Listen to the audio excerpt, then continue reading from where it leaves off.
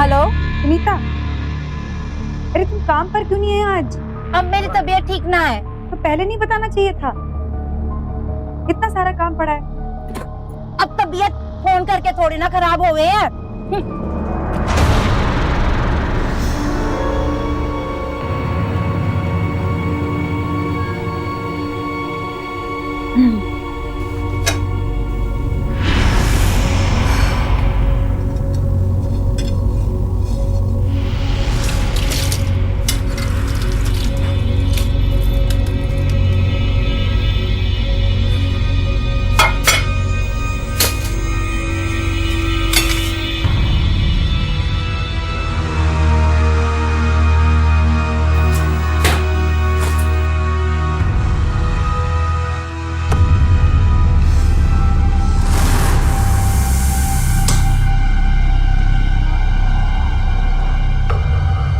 रवि, ऋतु, देखो नाश्ता तैयार है, स्कूल को देर नहीं हो रही। शेर आ गया और उसने चूहे से कहा मैं तुम्हें खा जाऊंगा। तो चूहा बोला तेरे अंकल मुझे मत खाइए। चलिए, आपका टिफिन रखा है टेबल पर। कविता, आज मेरा भी मूड नहीं कर रहा ऑफिस जाने का। एक काम करते हैं ना, आज हॉलीडे मनाते हैं।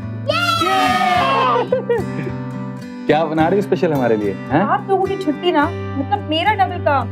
सवेरे से लगी हुई हूँ, थक गई हूँ बिल्कुल। अरे मैडम, हमारे साथ रहोगी ना तो थकान का पता ही नहीं चलेगा। क्यों रे, तू खूब एंजॉय करेंगे आज, हैं? विवेक, कविता और उनके बच्चे अपनी छोटी सी दुनिया में खुश थे।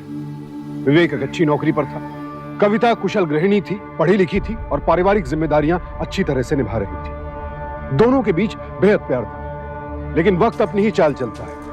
ये दोनों इस बात से बेखबर थे कि उनकी इस छोटी सी खुशहाल दुनिया में एक तूफान आने वाला था। समझने की कोशिश करो कविता, कैसी बात कर रही हो तुम?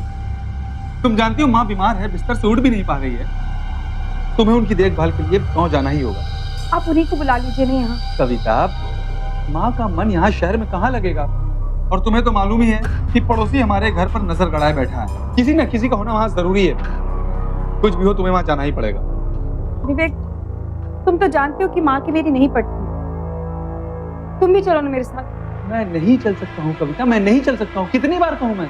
ऑफिस में बहुत टेंशन है, कई लोगों की नौकरी खतरे में पड़ गई है। प्लीज तुम सामान पैक करके तैयार रहो, कल सुबह की बस से निकलना प्लीज।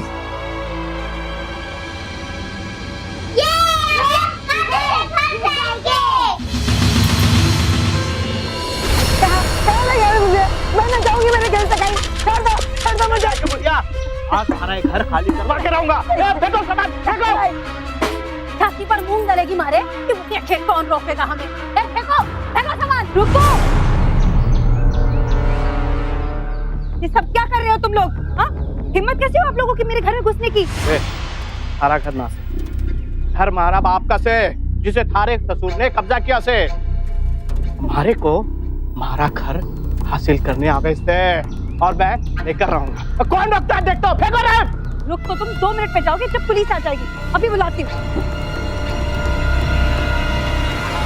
ठीक से जा रहा से, याद रखना घर मारा से, और इसे वापस लेके रहूंगा। इसने अभी आना था हमारे घर में। अरे मैं अपना घर लेके रहूंगी, लेके रहूंगी। जाओ तो। ठीक है मुझे।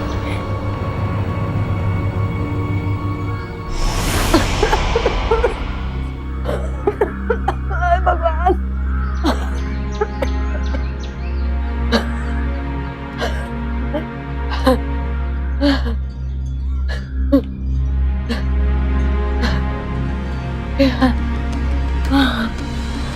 बताया क्यों नहीं आपने उनको? कम से कम फोन ही कर लेती कि मामला इतना बिगड़ गया है। अरे छोरा तो तब से हाथ से निकल गया जब से तेरे साथ ब्याह हुआ है उसका। अरे दूर कर दिया रे मेरे ही खून को मुझसे तूने। अम्मा जी, आप ही का तो बेटा है, आपसे दूर कैसे रह सकता है वो? रही बात आने की, तो ऑफिस से छुट्टी कहाँ मिल पाती है उनको। पर अब मैं आ गई हूँ ना, अब सब ठीक हो जाएगा, आप फिक्र मत कर।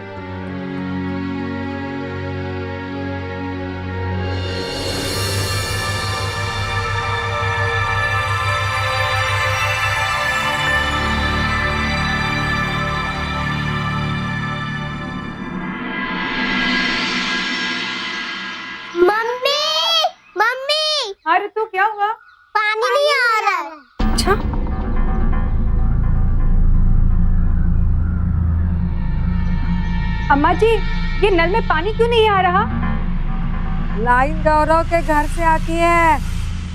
कल झगड़ा हुआ था ना, तो लाइन काट दी होगी उसने। विवेक यहाँ होता तो ठीक करता उसे।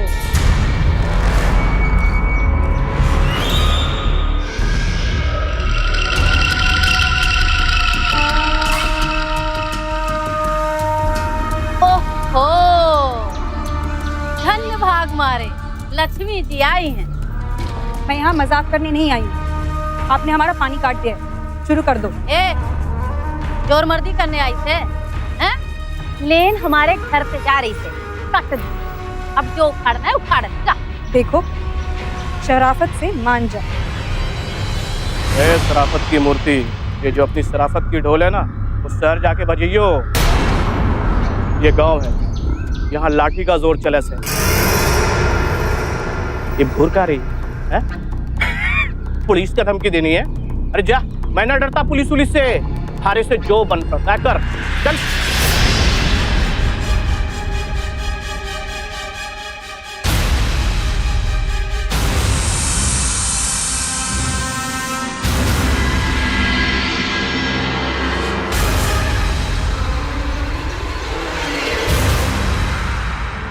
कविता, ऋषभ, तुम यहाँ कैसे? ये तो मेरा सवाल होना चाहिए था। तुम यहाँ कैसे? गॉड, पूरे 10 साल के बाद मिली हो नहीं? कॉलेज के बाद तुम्हारी कुछ खबर ही नहीं मिली? वैसे कुछ भी नहीं बदला है तुमने, बस बाहर से शादीशुदा लग रही हो।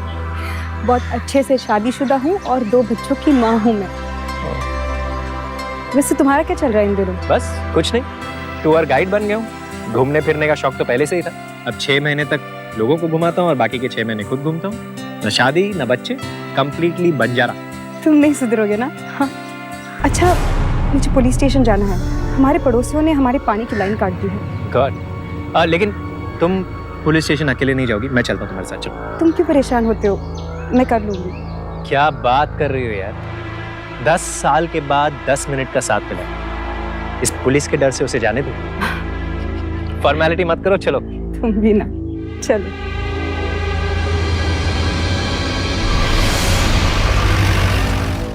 ये नाटक थे तारे?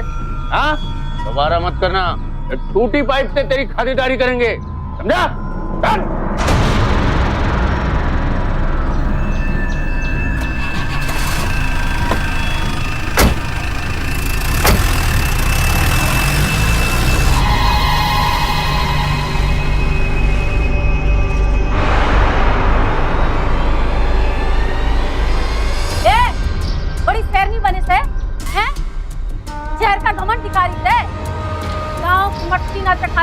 हमारा नाम नहीं। अरे कब तक बचाएगी पुलिस तने? सिर्फ तो पानी काटा है, देख क्या क्या काटता हूँ थारा। ए जबान संभाल के, समझे? ये लो, तू बोला तो बोला, चलनी भी बोला। अरे जिसमें 76 छेद थे। अरे बहुत गर्मी है ना थारे अंदर, बस सारी गर्मी निकाल दूंगा तेरी। छोड़ो ना ये सब। कीचड़ पे पत्थर डालोगे तो छींटे हम पर ही उड़ेंगी। ये की ना काम की बात शहरी बिल्ली ने। अब ले जा।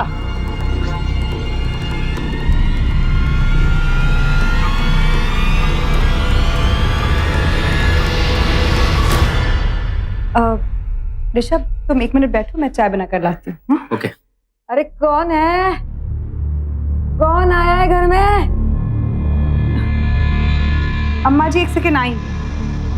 1 मिनट। हाँ,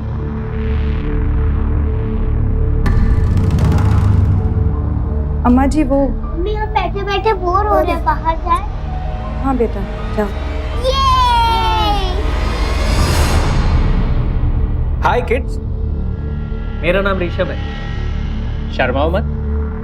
मैंने तुम्हें अपना नाम बताया ना, चलो तुम भी मुझे अपना नाम बताओ। मेरा नाम रितु है। हाय रितु, और तुम्हारा? मेरा नाम रवि है। पानी का इंतजाम हुआ कि नहीं? और ये बाहर तेरी छोरा छोरी वो सब बतिया रहे रे। अम्मा जी, पानी आ गया। जो बाहर बैठा है वो ऋषभ है, कॉलेज में मेरे साथ पढ़ता था। पुलिस स्टेशन मेरे साथ आया था। ऋषभ, जरा अंदर आना, अम्मा जी को तुमसे मिलना है। आई लव अम्मा। कब से जाने हो कविता को? हाँ? और यहाँ की करने आए हो? अम्मा जी, बोला ना, ऋषभ रास्ते में मिल गया था। पुलिस की यहाँ मेरी मदद की, इसलिए चाय पीने बुला लिया। चाय पे बुला लिया? हाँ? घर में तो कोई मर्द है नहीं। आने दे विवेक को, सब कहानी बता दूंगी। ऋषभ, बेहतर होगा तुम अभी चले जाओ।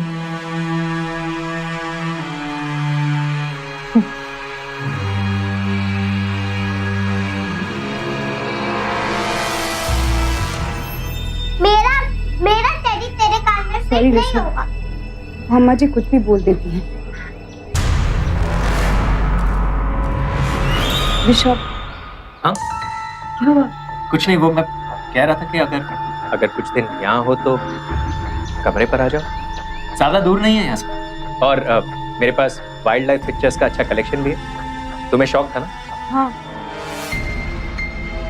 तो छूट गया। आई एम सॉरी ऋषभ, लेकिन तुम्हारे कमरे पर आना ठीक नहीं रहेगा। ये खामखा अम्मा जी बात का बतंगड़ बना देंगी।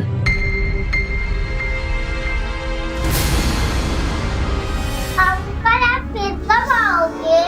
हाँ, ये ठीक रहेगा, तुम कल आ ही जाओ। हाँ, पिक्चर्स भी ले आना।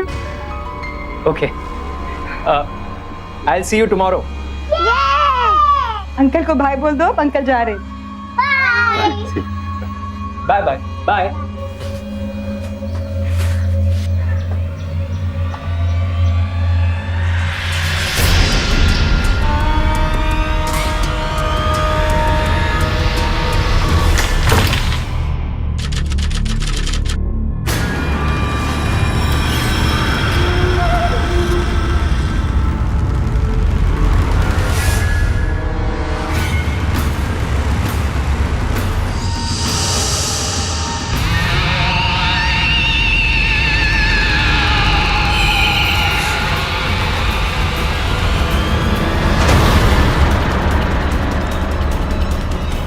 रेणुका, रेणुका,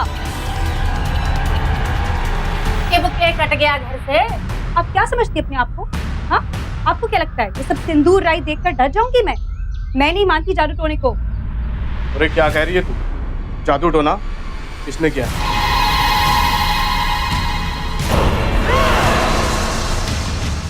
दिख रहा है मुझे किसने किया। मैं बस आपको ये समझाने आई हूँ कि ये सब करके कुछ नहीं मिलने वाला। शांति से जियो और जीने दो।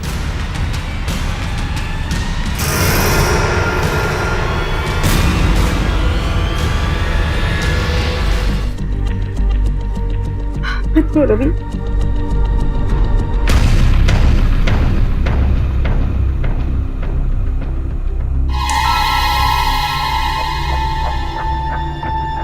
कविता, बहुत ही पागल किस्म के लोग। बच्चे को पत्थर उठा के मार दिया। एक काम करता, मैं आज रात को यहीं रुक जाता। इन लोगों का कुछ कहा नहीं जा सकता। नहीं ऋषभ, इट्स ओके, मैं हैंडल कर लूंगी। नहीं कविता, मैं यहीं बाहर सो जाऊंगा। एंड डोंट वरी, अम्मा जी कुछ कहेंगी तो सुन लूंगा। You know, it's not safe for you. इस वक्त में तुम्हें तुम्हें और बच्चों को मेरी जरूरत है।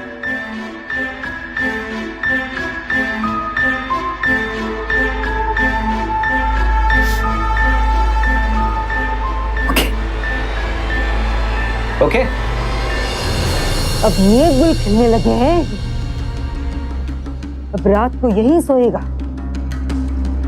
राम राम, कलयुग आ गया है से कलयुग।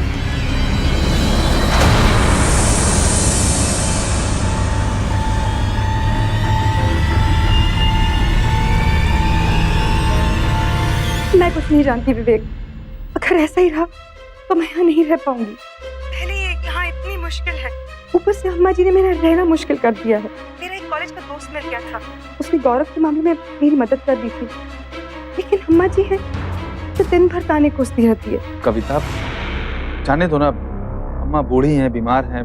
मैंने तुम्हें समझाया था ना कि अम्मा की बातों का बुरा मत माना करो, वो ऐसे ही बात करती हैं। विवेक, मैं जानती हूँ तुम्हारी माँ है और बीमार है, सकती हूँ। या तो तुम उनको समझाओ या खुद यहाँ आ जाओ। अच्छा सुनो, तुम रिलैक्स रहो, मैं अम्मा से बात करता हूँ।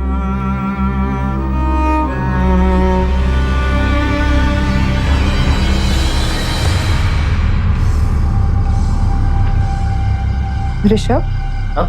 कंफर्टेबल हो ना? कुछ चाहिए? नहीं, कुछ नहीं। अरे अब बैठ भी जाओ, कितना काम करोगे? अरे वाह भाई वाह, गांव का तो उद्धार हो गया। नई रीत चलाई है, सीता बनने का ढोंग करे और अपने यार के संग रासलीला रचाई है, और वो भी खुलेआम। भली करे भगवान, भली।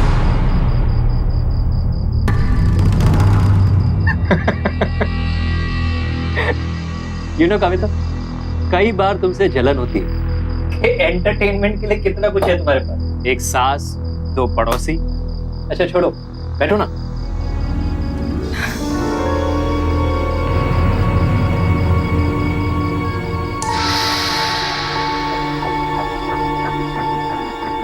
कविता, कितना बदल गई हो तुम। ये इतना सब कुछ कैसे सह लेती हो? विवेक को तुम्हारी हालत पर तरस नहीं आता क्या? ऋषभ, उनकी भी तो कोई जिम्मेदारियां हैं, वो क्या कर सकते हैं? ऋषभ, जब शादी हो जाती है तो बच्चे हो जाते हैं, औरत को तो बदलना ही है। और बच्चे नहीं होते तो? पर ये सच नहीं है और मुझे सच को स्वीकारना ही पड़ेगा।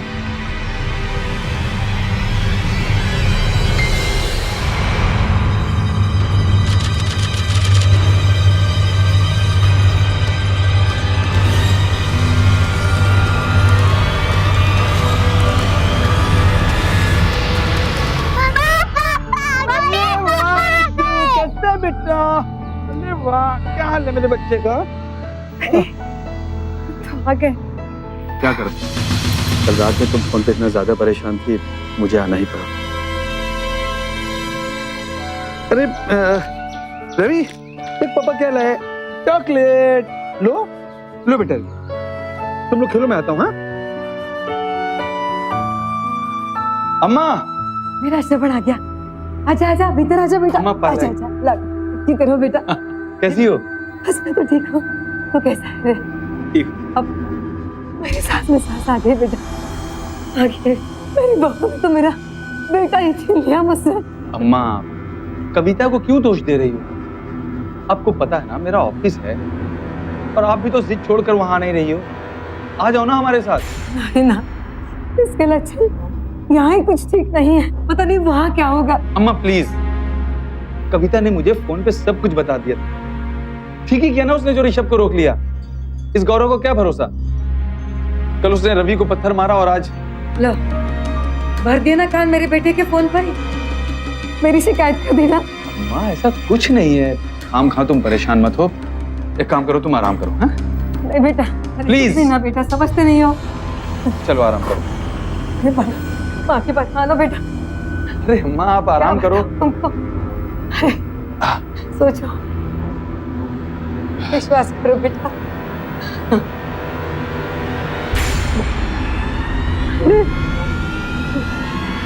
ऋषभ, थैंक्स यार, मुझे कविता ने बताया कि तुमने बहुत हेल्प की हमारी। अरे क्या विवेक, इट्स ओके। लो आ गए चॉकलेट, ये लो। कहानी सुननी है? कहानी नहीं बहुत पसंद है। चलो, आज मैं तुम्हें एक जंगली हाथी की कहानी सुनाता हूँ जो अफ्रीका के जंगल में मेरे पीछे पड़ गया था। क्या वाकई? आपको पता है, ये बहुत घूमते हैं, साल के 6 महीने तो ट्रैवल करते हैं। अच्छा, हाँ। तो ऋषभ, आई थिंक मुझे भी तुम्हारा दोस्त बन ही जाना चाहिए। क्यों? आप बैठिए, मैं चाय लेके आती हूँ। हाँ ले आओ। विवेक सिर्फ 1 हफ्ते के लिए गांव आया था, माँ को यह समझाकर कि वो ऑफिस से ज्यादा दिनों के लिए छुट्टी नहीं ले सकता था। उसने माँ को यह भी समझा दिया था कि जब भी कविता को मदद की जरूरत होगी, ऋषभ वहां आ जाएगा। विवेक को ऋषभ पर पूरा भरोसा था। ऋषभ के वहां आते जाते रहने से अब गौरव की तरफ से आने वाली तकलीफें कम हो गई थी, लिहाजा ऋषभ को कविता के यहाँ अब रात को नहीं रुकना पड़ता था। लेकिन अचानक कहानी ने नया मोड़ लिया। ताई, ताई, ताई,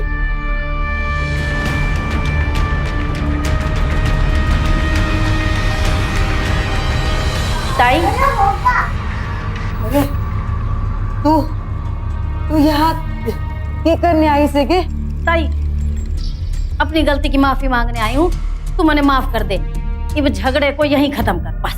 विवेक आया था, उन लोगों से भी मिला होगा, बात की होगी ना।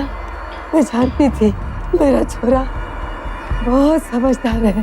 चलो कोई बात नहीं, सामने से होकर माफी मांगने आई है तो ठीक है, माफ कर दिया। देखो ताई, ये मर्दों का मामला से उन्हीं को निपटने दो। हम औरतें आपस में काय बुरी बने, है कि नहीं?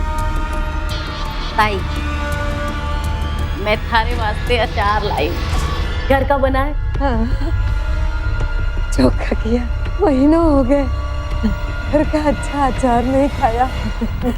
ताई, थारे से एक काम और था। वो घर की सुख शांति के लिए मैंने पूजा रखी है। 5 बालकन को खाना खिलाना है। 3 तो मिल गए।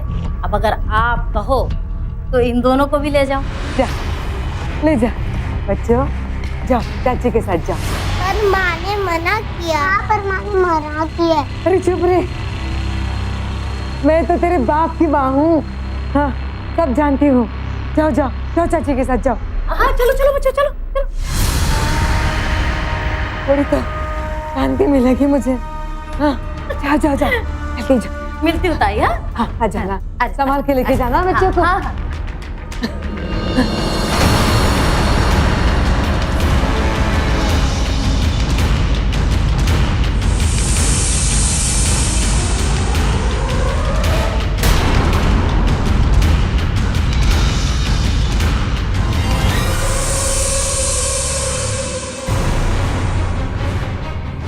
काम बन गया। अंदर आ जाओ।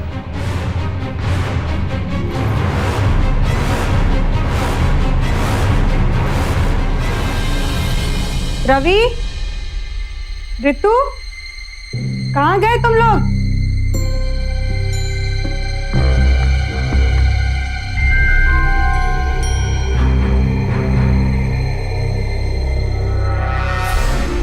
अम्मा जी, वो रवि ऋतु कहाँ है? अरे वो रेणुका के घर भेजा है, उनके यहाँ कोई पूजा है। क्या? क्यों? अरे आ जाइए, कहाँ जा रही हो?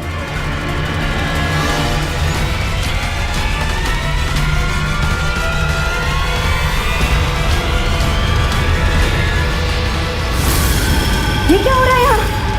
मेरे बच्चे, बेटा,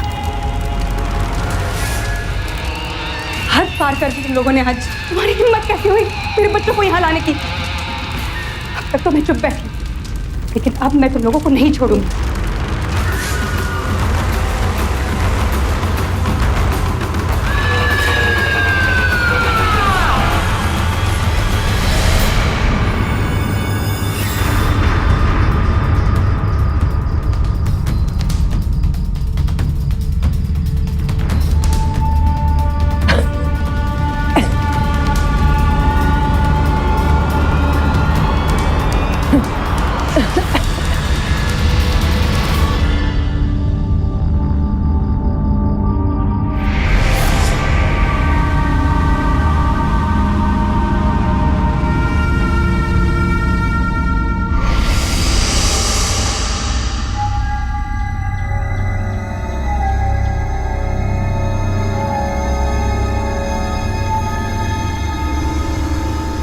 अम्मा जी चाय रखिए।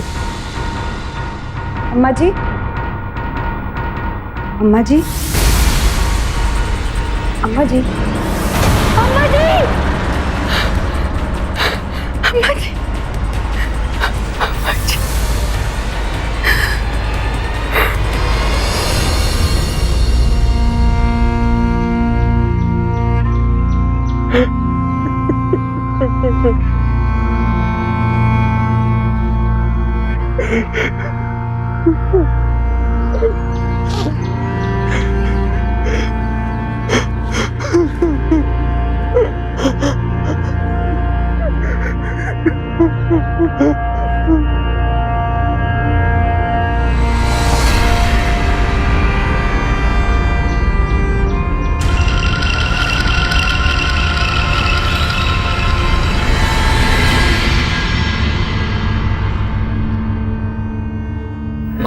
अचानक इस तरह चले जाना यकीन नहीं होता।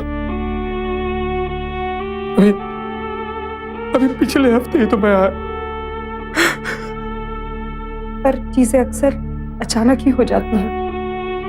तुम हिम्मत मत हारो प्लीज। कविता, हमें ये घर छोड़ना होगा। तुम और बच्चे वापस चलो मेरे साथ। नहीं विवेक, अगर घर खाली हो गया तो खाली घर देखकर गौरव से हत्या लेगा। हम इस घर को बेच नहीं सकते। वो तो ठीक है, मगर तुम्हें पता है हम लोग यहाँ बहुत लोग को नहीं जानते हैं। और फिर मुझे ऑफिस भी तो ज्वाइन करनी है। वैसे मैं एक ब्रोकर को जानता हूँ, हो सकता है बात बन जाए। विवेक, ये ठीक रहेगा। तुम चले जाओ, ऋषभ और मैं घर बेच कर आते। ठीक है, तुम अपना ध्यान रखना। मां की अचानक मौत से विवेक सदमे में था और कविता भी। सब लोग इसे नेचुरल डेथ ही मान रहे थे। किसी को भी रेणुका और गौरव पर शक नहीं हुआ।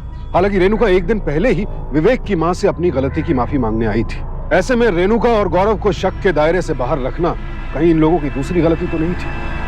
और क्या कविता का यहाँ रुकने का फैसला सही था?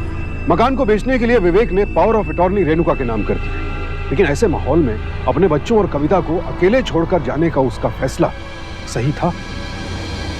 डील पक्की समझिए मैडम। बस कल एक बार आप लोग हमारे ऑफिस आ जाइए, लिखा पढ़ी का कुछ काम कर लेते हैं। ठीक है? Thank you. आप मेरे साथ आइए। अच्छा, तो तुम दोनों ने हमारा घर बेचने के लिए बकरा ढूंढ ही लिया है? देख, शराफत से बोल रहा हूँ, घर बेचना है तुम्हारे से बेच। ये 10 रुपए, 11 ही समझ। पक्की के 100 रुपए और दूंगा। अरे रख ले, बाद में ये भी ना मिलेगा। छोड़ ना कविता, इन लोगों से बहस करने का कोई फायदा नहीं। और वैसे भी हम लोग वही करेंगे जो हम करना चाहते हैं। घर तो बिक के रहेगा। ये छोरे, मैं भी तो देखूं कि घर कैसे बेचता है। ये घर बिक कर रहेगा। कल मैं जाऊंगी सौदा करने।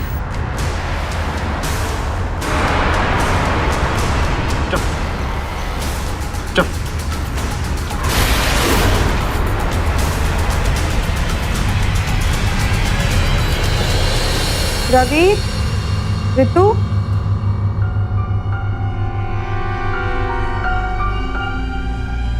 रवि, ऋतु,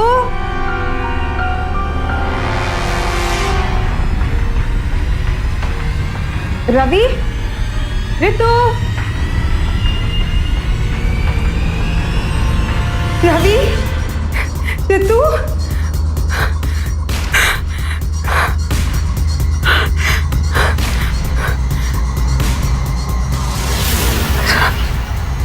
कहाँ गए होगी दोनों? हाँ कविता, कैसी हो? क्या हुआ? तुम रो क्यों रही हो? विवेक, जल्दी से आ जाओ। रवि ऋतु का कहीं पता नहीं है। अच्छा ठीक है, तुम टेंशन मत लो, मैं आ रहा हूँ।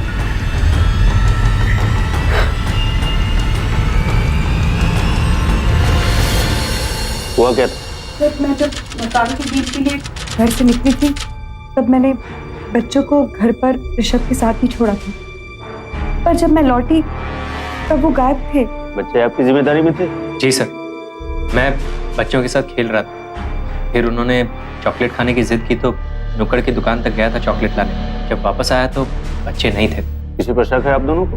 हाँ सर, हमारा पड़ोसी गौरव वो हमारे मकान पे कब्जा करना चाहता है, जबकि हम लोग अदालत में केस जीत चुके हैं। हाँ सर, उसने धमकी भी दी थी। ठीक है, देखते। देख, ये पाइप काटने जैसा छोटा केस ना से किडनैपिंग का केस से। सच बता, बच्चे कहाँ हैं? जो हमारे ऊपर झूठा इल्जाम लगा रहे थे। नहीं सर, इसी ने किया है। उस दिन इसकी बीवी ने मेरे बच्चों पर पत्थर भी मारा था और उसके पहले किसी तांत्रिक को बुलाकर अनुष्ठान कराया था। चुपके से मेरे बच्चों को ले जाकर कुछ पूजा वूजा करवाई थी। सर, उस दिन वही तांत्रिक दोबारा आया था। सर, मुझे डर है मेरे बच्चों के कहीं इसने बलि न चढ़ा दी हो।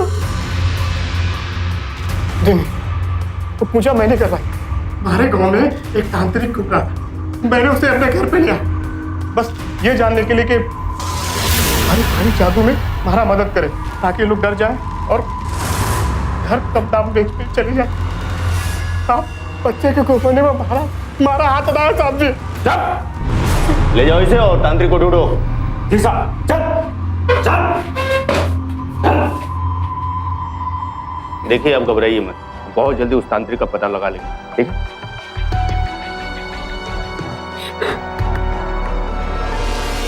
अरे अब भी टाइम है, सच सच बता दे। अब मेरी बात सुनिए, मैं तांत्रिक वांत्रिक हूँ ही नहीं साहब, मैं तो ऐसे ही गांव गांव भटकता हूँ और अपना पेट चलाता हूँ सर। अभी ये सेठ मेरे को बोला पूजा डालने का, मैंने पूजा डाल दी। ये बच्चों के बारे में मुझे कुछ नहीं पता सर।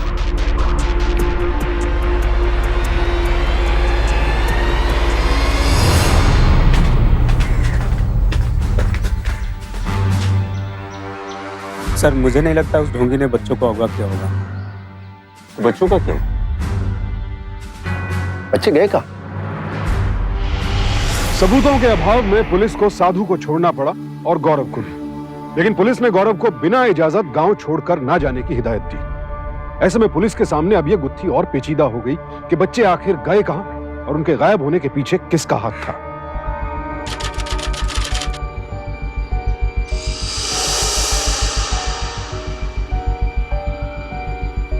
भाई साहब, अभी 3 दिन पहले दोपहर में लगभग 2 बजे एक आदमी आता है यहाँ चॉकलेट लेने के लिए। चॉकलेट तो रखते ही नहीं साहब, फ्रिज नहीं है ना, इसलिए टॉफियाँ रखते हैं और सारे बच्चे यहीं से खरीदते हैं टॉफी। हमें तो कोई ध्यान नहीं है कि 3 दिन पहले कोई आदमी चॉकलेट खरीदने के लिए आया। ऋषभ तो कह रहा था कि वो बच्चों को घर पर छोड़कर चॉकलेट लेने दुकान पर आया था, पर यहाँ पर तो चॉकलेट मिलती ही नहीं है। ऋषभ यहाँ पर नहीं आया था तो उसने मुझसे झूठ क्यों कहा? कविता, ऋषभ ने मुझसे झूठ क्यों बोला? उसने कहा था कि वो दुकान पर चॉकलेट लेने गया था बच्चों के लिए, जबकि उस दुकानदार ने मुझे बताया कि वो चॉकलेट रखता ही नहीं है। और उसने मुझे ये भी बताया कि उस दिन उसकी दुकान पर कोई भी आदमी नहीं आया था।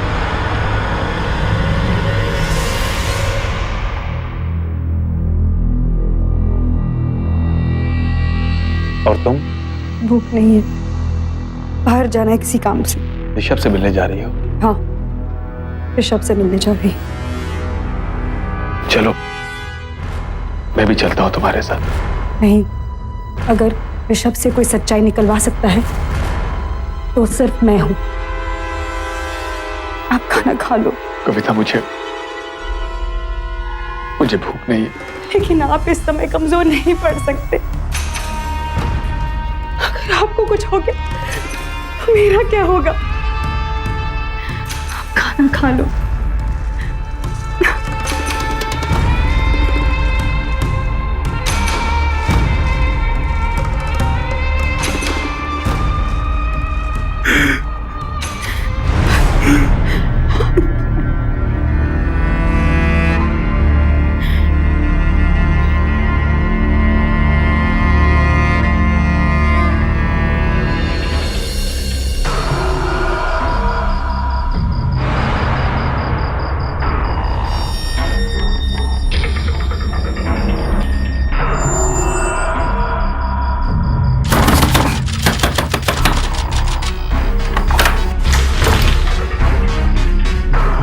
तुम इस वक्त? और विवेक?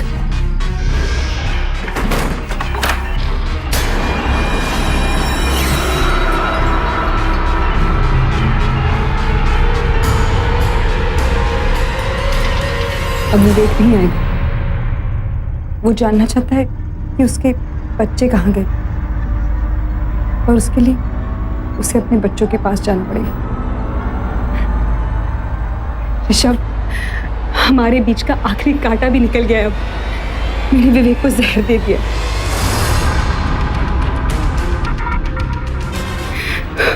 अब वो अपने बच्चों के पास खुश रहेगा और मैं तुम्हारे पास।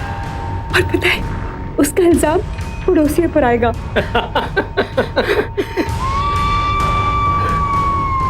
शहर का घर बेच देंगे और इधर का घर तो बिक जाएगा ही, इंश्योरेंस का पैसा अलग, फिर तुम, मैं और करोड़ों रुपए जहाँ जी चाहे जाएंगे, घूमेंगे फिरेंगे, ऐश करेंगे।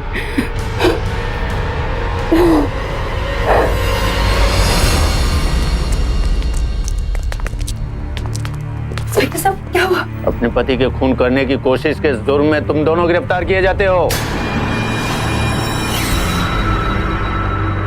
क्या कह रहे हैं सर आप? खून की कोशिश की जुर्म में? ये हुआ और क्यों हुआ इतने थाने चल के बताओगे। ले चलो इन्हें।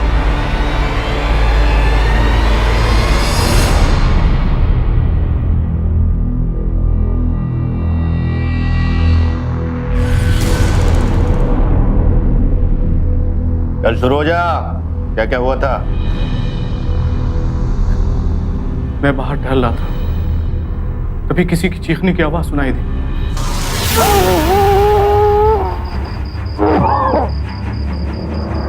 जाकर देखा तो विवेक के मुंह से झाग निकल रहा था। मैं, तुम्हारी पत्नी डर गई। हमें लगा कि कहीं ये मर गया तो सारे लोग हम पर शक करेंगे, तो हम स्कूल उठाकर अस्पताल ले गए साहब।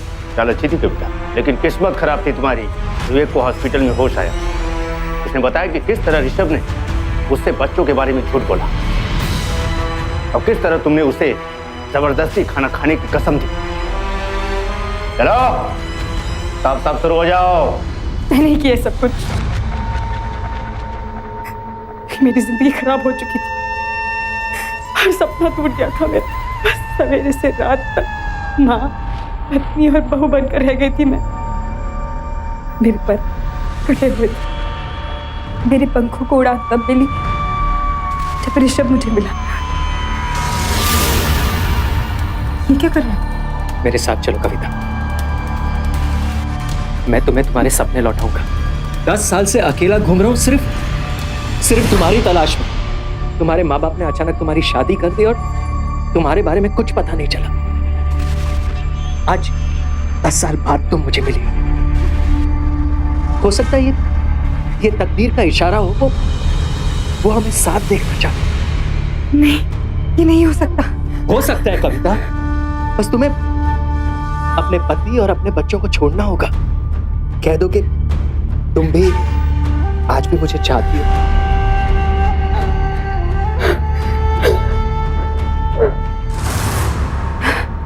तभी किस्मत से अम्मा जी गुजर गई, तब मैंने प्लान बनाया। ये प्लान मैंने ऋषभ को भी जाकर सुनाया और फिर तैयार हो गया। फिर मैंने विवेक को मकान बेचने के लिए राजी की। मैं एक ब्रोकर को जानता हूँ, हो सकता है बात बन जाए। विवेक ये ठीक रहेगा, तुम चले जाओ। ऋषभ और मैं घर बेच कर आते, बच्चों से भी पीछा छुड़ाने के लिए प्लान बनाया। ऋषभ नहीं चाहता था कि मैं बच्चे भी ले आऊं, और तब गौरव के साथ झगड़ा भी तो चल रहा था। शक तो उसी पर होता। जब मैं घर की डील करने गई थी, बच्चों को साथ लेकर गई। नहीं ऋतु, यही इंतजार करना, हाँ? और घर मत जाना। वो पड़ोस वाले अंकल है ना, गुंडे, वो मारेंगे। चुपचाप यहीं बैठे रहना और शोर नहीं मचाना। मैं तुम्हें लेने आऊंगी। जल्दी आना मम्मा।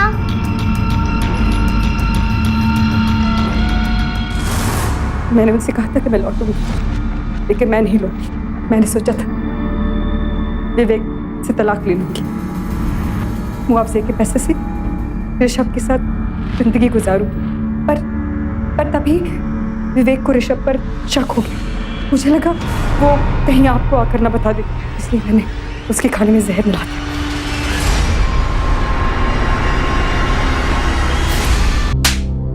कविता, कहते हैं इंसान को अपने किए की सजा यही मिलती है, इसी दुनिया में। शायद ऊपर वाले को यह मंजूर नहीं था कि एक माँ अपने बच्चों की हत्या करके आराम की जिंदगी गुजार सके। इसीलिए उसने मुझे बचा लिया ताकि मैं तुम दोनों को सजा दिलवा सकूं। ले जाओ इन्हें। अब ऐशो आराम जेल में। एक औरत का सबसे महान और शक्तिशाली रूप होता है माँ। कमजोर से कमजोर औरत भी अपने बच्चों पर मुसीबत आती देखकर अपनी जान दांव पर लगा देती है। लेकिन क्या एक माँ अपने सुख के लिए अपने ही बच्चों की हत्या कर सकती है? क्या कोई औरत अपने ही पति को जहर दे सकती है? अफसोस होता है कि एक औरत ने माँ के रिश्ते को यूं कलंकित किया है। जिम्मेदारियों से मुक्त होने और आजाद तरीके से जीने की इच्छा रखना गलत नहीं है, लेकिन उसके लिए ऐसी हरकत कर बैठना जो इंसानियत की तमाम सीमाओं से परे हो, शर्मनाक तो है ही, दंडनीय भी है। अपने पति की हत्या करने की कोशिश और बच्चों की हत्या के अपराध में उसे आईपीसी के सेक्शन 307 और 302 के तहत उम्र कैद की सजा सुनाई गई। ऋषभ को भी इन हत्याओं के लिए अपराधी पाया गया और आज वो भी अपने किए की सजा भुगत रहा है जेल में। दोस्तों, जीवन जिम्मेदारियों का ही दूसरा नाम है। आप भले ही अपनी जिम्मेदारियां निभा ना पाएं, लेकिन उनसे बचकर भागने के लिए अपराध कर बैठना निहायत कायरता का काम है। सावधान रहें, सतर्क रहें, सुरक्षित रहें। इसी प्रार्थना के साथ अब मैं सुशांत सिंह आपसे विदा लेता हूं। फिर मुलाकात होगी ऐसी एक और सत्य घटना के साथ। देखते रहें सावधान इंडिया, इंडिया फाइट्स बैक।